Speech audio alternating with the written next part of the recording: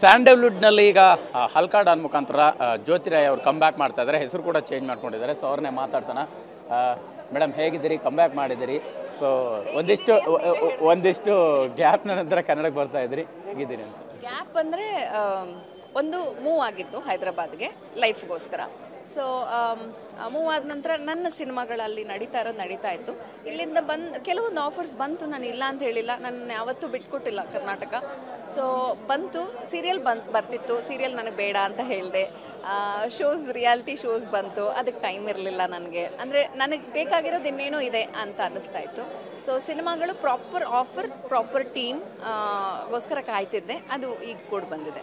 ಈಗ ಪರ್ಟಿಕ್ಯುಲರ್ ಕನ್ನಡದಲ್ಲಿ ಯಾವ್ಯಾವ ಸಿನಿಮಾಗಳನ್ನು ಮಾಡ್ತಾ ಇದ್ದೀರಿ, ಯಾವ ರೀತಿ ಪಾತ್ರಗಳನ್ನು ನೀವು ನಿರೀಕ್ಷೆ ಮಾಡ್ತಾ ಇದ್ದೀರಿ, ಯಾವ ರೀತಿ ಪಾತ್ರಗಳನ್ನು ಒಪ್ಕೊಂಡಿದ್ದೀರಿ ಅನ್ನುವಂಥದ್ದು?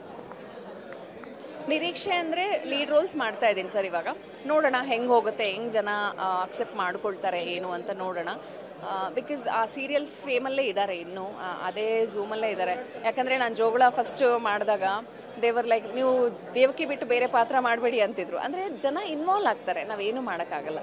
ಸೊ ಅವ್ರಿಗೊಂಚೂರು ಟೈಮ್ ಕೊಡಬೇಕು. And we have to prove. ನಾನು ಇನ್ನೊಂದು ಥರದ್ದು ಆ್ಯಕ್ಟಿಂಗ್ ಮಾಡಿ, ಈಗ ಒಂದು ಸೀರಿಯಲ್ ಆದ ನಂತರ ಇನ್ನೊಂದು ಸೀರಿಯಲ್ ಮಾಡೋವರೆಗೂ ಅವ್ರಿಗೆ ಗೊತ್ತಿರಲ್ಲ ಅದರಲ್ಲಿ ಹೆಂಗೆ ಏನು ಅಂತ. ಸೊ ನಾವು ಮಾಡ್ತಾ ಇರಬೇಕು ನಮ್ಮ ಕೆಲಸಗಳನ್ನ, ಯಾಕಂದರೆ ಇದು ನಮ್ಮ ವೃತ್ತಿ. ಸೊ ನಾನು ಮುಂದೆ ಹೋಗ್ತಾ ಇರಬೇಕು. ನಿಮ್ಮ ಸಪೋರ್ಟ್ ನನಗೆ ಬೇಕು, ನಿಮ್ಮ ಬ್ಲೆಸ್ಸಿಂಗ್ ನನಗೆ ಬೇಕು ಅಷ್ಟೇ.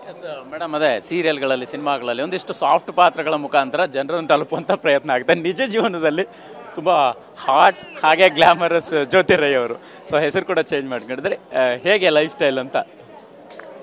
ಗ್ಲಾಮರ್ ಅನ್ನೋದು ಆನ್ ಸ್ಕ್ರೀನಿಗೆ ಮಾತ್ರ. ನಾನು ಆ್ಯಕ್ಚುಲಿ ಮನಸಾರೆ ನಾನು ತುಂಬ ಟ್ರೆಡಿಷ್ನಲ್ ಹುಡುಗಿ. ಹಾಗಂತ ನಾನು ತುಂಬ ಮುಸ್ಕು ಹಾಕೊಂಡು ಕೂತ್ಕೊಳ್ಳೋ ಹುಡುಗಿನೂ ಅಲ್ಲ. ನನಗೆ ಏನು ಬೇಕು, ನಾನು ಕರೆಕ್ಟ್ ಅನ್ನೋದು ನನಗೆ ಗೊತ್ತಿದ್ದಾಗ ಬಿಂದಾಸ್ ಹಾಕಿರ್ತೀನಿ. ನಾನು ಚಿಕ್ಕ ಮಕ್ಳ ಥರನೇ ಇರ್ತೀನಿ. ಅವಾಗ ನನ್ನ ಸಿಚುವೇಶನ್ ಸರಿ ಇರಲಿಲ್ಲ. ಸೊ ಅದಕ್ಕೋಸ್ಕರ ಆವಾಗಕ್ಕಿದ್ದ ಆ್ಯಂಡ್ ಸೀರಿಯಲ್ ಕ್ಯಾರೆಕ್ಟರ್ಸ್ ಮಾಡ್ತಾ ಇದ್ದಾಗ ಅದೇ ಒಂಚೂರು ಶೇಡ್ಸ್ ಬರ್ತಾ ಇರುತ್ತೆ ನನಗೆ. ಸೊ ಹಾಗೆ ಇವಾಗ ಒಂಚೂರು ಅದನ್ನು ದಾಟಿ, ಒಂದು ಸರ್ಕಲ್ ದಾಟಿ ಮುಂದಕ್ಕೆ ಬಂದಿದ್ದೀನಿ with all my family support. Blessed.